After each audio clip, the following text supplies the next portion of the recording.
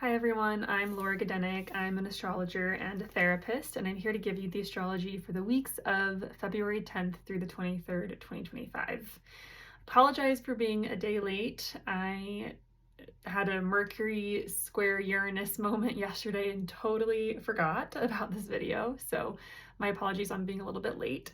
But the astrology that was occurring yesterday is still very much so in effect today and tomorrow. So yesterday, Monday, February 10th, we had Mercury in Aquarius making a square to Uranus in Taurus.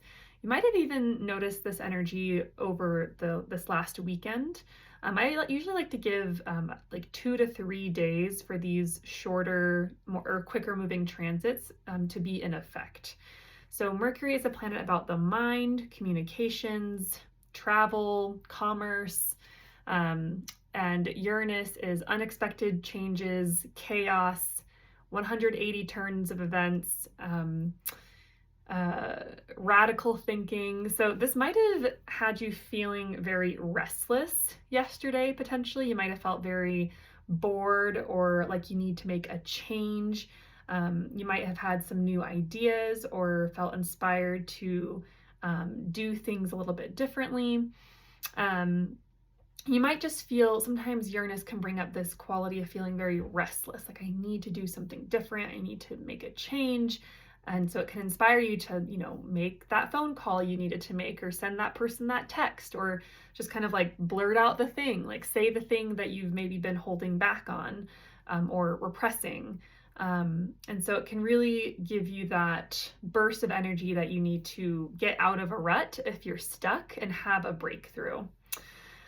Some of the things to watch out for with this transit can be that restlessness can turn into impulsivity. It can, in worst case scenarios, there can be accidents because Mercury does represent transportation and vehicles, and Uranus can be that kind of chaos of unexpected events and crashes and things like that. So kind of worst case scenario, it can be things like crashes or technology breakdowns, Mercury representing technology or communication breakdowns rather than breakthroughs.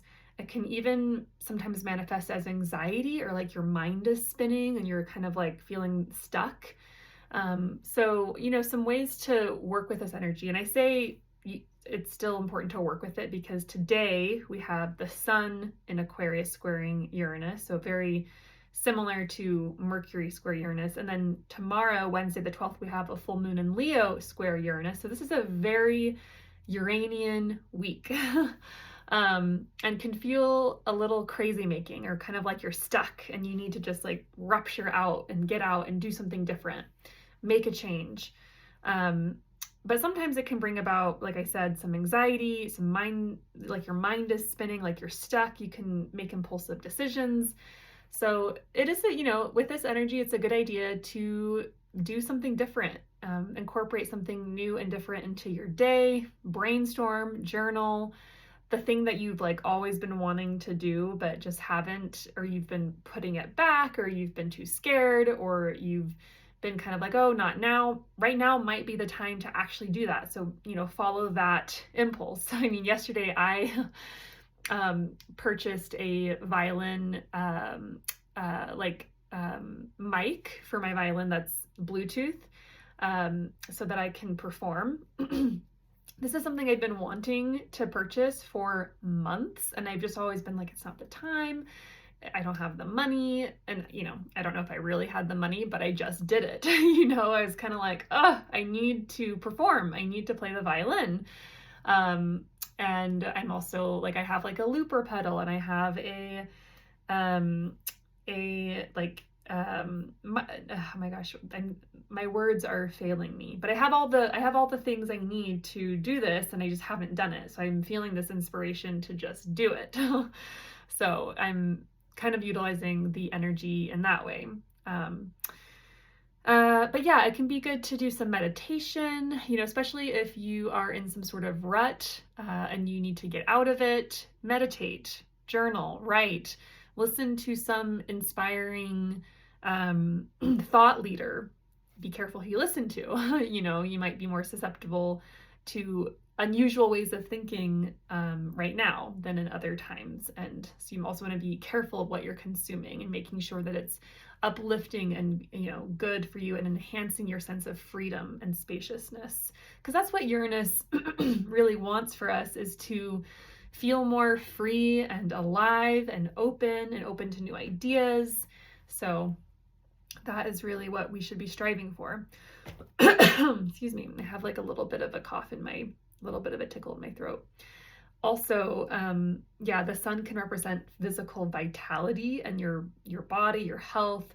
Uranus can be that like unexpected, unusual kind of like, what is that? Like, especially in the sign of Taurus, where Uranus is, it can represent like foods, Taurus representing foods, or the body. And so like for me, I've been feeling a little bit nauseous the last couple days, and I'm like, oh, this feels very on par for Mercury and the sun squaring Uranus and Taurus, a sign about the body and about food. And I'm kind of like, yeah, it's just something, I know something's been going around in terms of sicknesses. So if you've been feeling a little queasy or off, that could be part of it as well. Watch out for food poisoning at this time. Okay, so the sun squaring Uranus, like I said, very much the same vibe, the same energy, same suggestions. That's happening today, Tuesday, February 11th. It feels like maybe it's time to make a change. Maybe it's time to do something different. If you've been feeling stuck and you're like, oh, I just need to make that job change. I need to, buy that bicycle or that car or that thing, like now might be the time. And then Wednesday the 12th, tomorrow, we have a full moon in Leo square Uranus. Full moon in Leo, and Leo in general is very much so about self-expression, shining, performing, being seen, being visible, just being who you are. And it might have a Uranian quality of being a little bit out there or eccentric or different or weird. And this is really an invitation to be your weirdest, most quirky self, and, like, wear the outfit that you maybe wouldn't otherwise, wear the piece of jewelry that like is a bit gaudy or draws attention. Leo loves attention. Leo needs to be seen. It's a performer. So let your inner freak flag fly. Uranus also really wants authenticity and self-expression. So this is a very expressive energy. Once again, it could also feel a little bit chaotic or impulsive, but if we're a little bit stuck, then a little bit of impulsivity and chaos could be a good thing. So that is Wednesday the 12th. And then Friday the 14th, we enter a little bit of a different energy. We have Mercury entering the sign of Pisces. Mercury, once again, is the mind, communications, things like travel, reading, any sort of like written content you might create, dreams. So Mercury entering into Pisces turns our minds and conversations towards more Piscean themes. This is not the best for critical thinking. It's not the best for detailed thinking. It's not the best for making lists. This is about getting into the dream realm, allowing yourself to access imagination, your intuition, your feeling state. Pisces is a water sign. It's often very much so about how we feel, compassion, things that move us internally, art. So Mercury in Pisces invites us to be a little bit more whimsical and dreamy and imaginative and creative. Maybe even turning to things like meditation, music, dance, any sort of art you might be drawn to. And like I said, communications can become a little bit fuzzy with Mercury in Pisces. It's not the most clear sign, but it's a very archetypal sign. So Mercury in Pisces often speaks in metaphors or images or stories.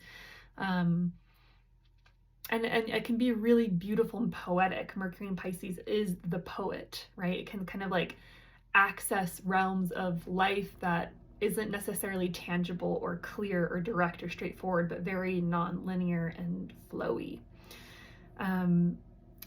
So our minds might be turning more towards the mystical, the mysterious, what's awe-inspiring, and what's spiritual. And so allow that, kind of expect that. This is a time, Mercury in Pisces, to embrace that sort of energy and maybe engage in more of those activities that inspire awe, mystery, or kind of the more magical elements of life.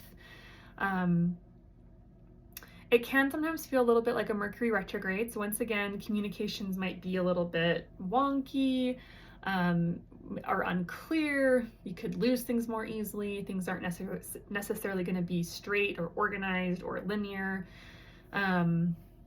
Plans might go adrift. It's really kind of like Mercury and Pisces wants us to go with the flow. Painting, music, mysticism, all of these themes, very Mercury and Pisces.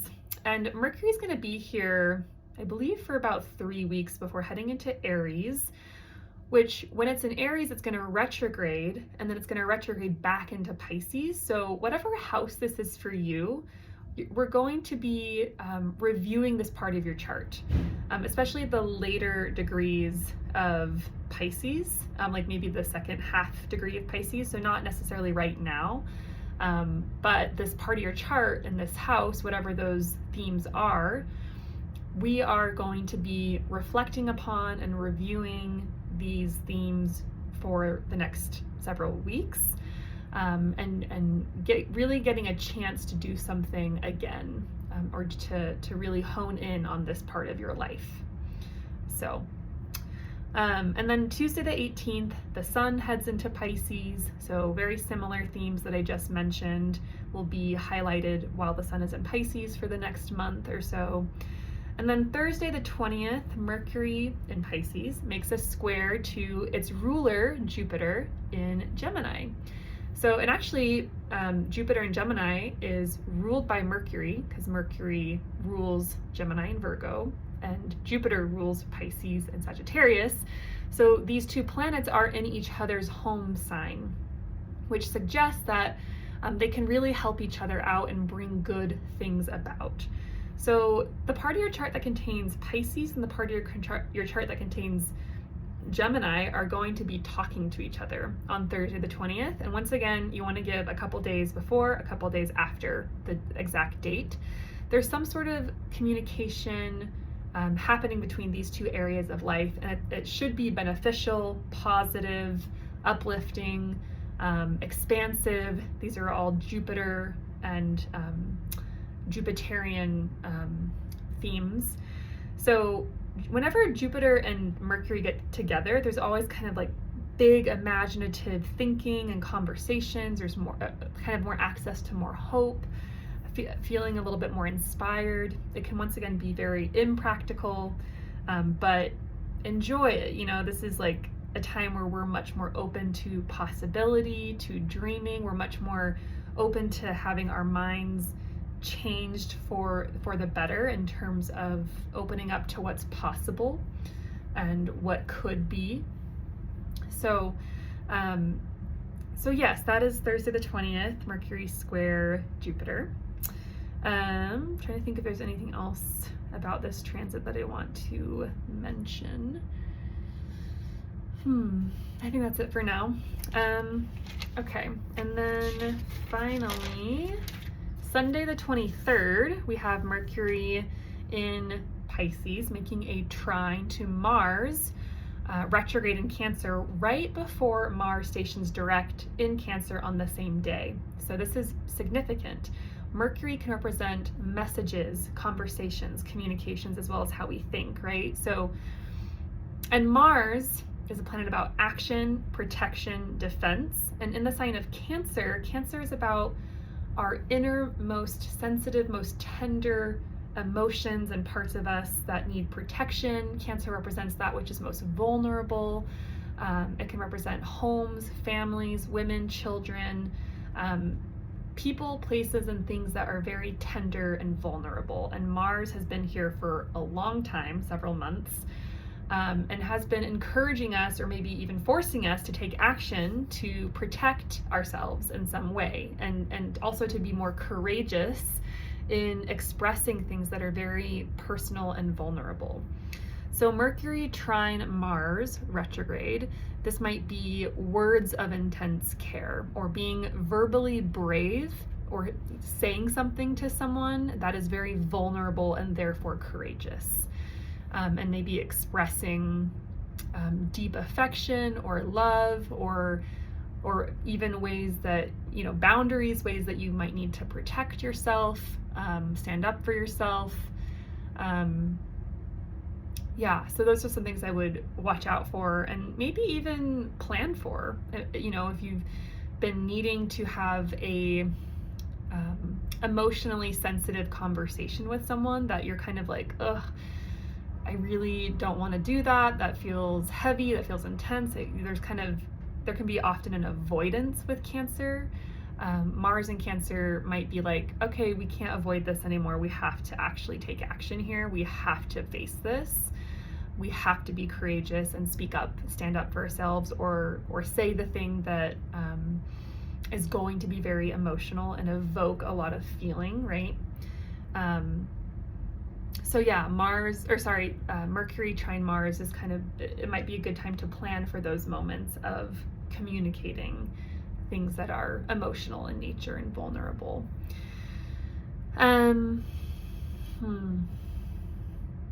Mars is stationing direct on this day as well in Cancer. So Mars has been retrograde in Cancer since December, I believe, December 6th.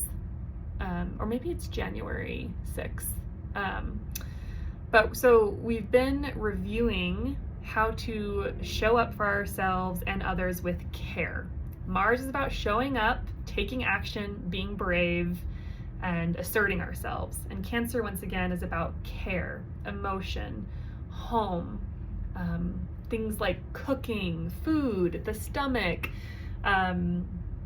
family, home.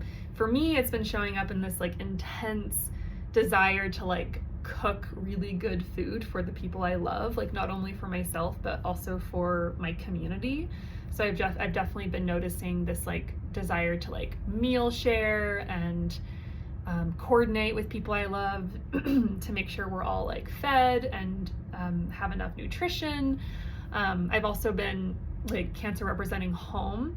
I've also been taking actions to protect things in my home. I got a water filter to protect myself from contaminants in the water.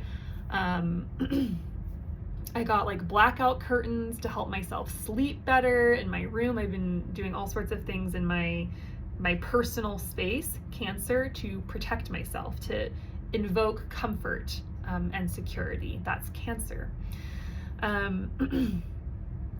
So we've been, through this process of reflecting on what do I need, what are my needs, that's also very Cancerian.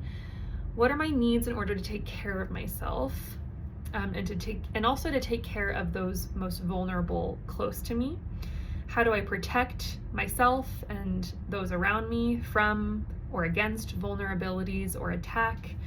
And so now, and this can also include not just those close to you, but people who are vulnerable in society. So you might be someone who works with those people, women, children, populations that are vulnerable, which there are a lot, especially right now in today's political climate. There's, pretty much everyone is in a vulnerable position. So now we're starting to move forward and integrate these things that we've been reflecting on, reviewing, these actions we've been taking to protect ourselves and to initiate care and create security, and we are going to be moving forwards and continuing this process, and maybe even benefiting from those actions more so of the actions we've been taking to protect and to take care. So Mars is going to be in Cancer still for another couple of months. So we're still not done with this energy. However, Mars will be moving forwards, which is nice. One of the more challenging aspects of Mars retrograde in Cancer, I think, can be a little bit of paranoia or feeling like people are out to get us or having a lot of fear. And I know that fear is there for a reason, especially right now, given the political climate and the executive orders that Donald Trump has been making that are actually very real threats to our sense of safety and security. So it's not necessarily just paranoia. The fear is there for a reason, right? It's a reaction, it's a response to something very real that is happening. But sometimes Mars retrograde in Cancer can be a little bit of a heightened fear, heightened paranoia, kind of like thinking people are out to get you or they have ill intent. And so it's really important, and it has been really important, to pay attention to your thoughts, those negative thoughts, ruminations, obsessive thinking, and to redirect those thoughts, write them down. Always return to sensation, to your body. This is called mindfulness. Mindfulness practices can be extremely helpful with negative thinking and paranoia and fear. And mindfulness just includes anything that returns you to your senses. So that's sight, smell, touch, hearing, taste. Anything you can do to get back into your body can help lower those feelings of fear. So yeah, Sunday the 23rd, Mars stations direct, and we're moving forward. And that is the astrology of the next couple of weeks. Come March, lots of changes, lots of big energy. We're going to have Venus, Mercury station retrograde in Aries and go back into Pisces. We're going to have, I believe, Neptune entering Aries, which only happens once every 10 to 15 years that Neptune enters a new sign. Over the next couple months, there's going to be lots of changes happening. So please come back for more astrological insights. And if you're interested in how this astrology is impacting you, please let me know. You can let me know in the comments, or my email address is consultation@lauragedenek.com, or my website is lauragedenek.com. I'm open for consultations, and I hope that you have a wonderful couple of weeks, and I'll be back with another astrological update soon.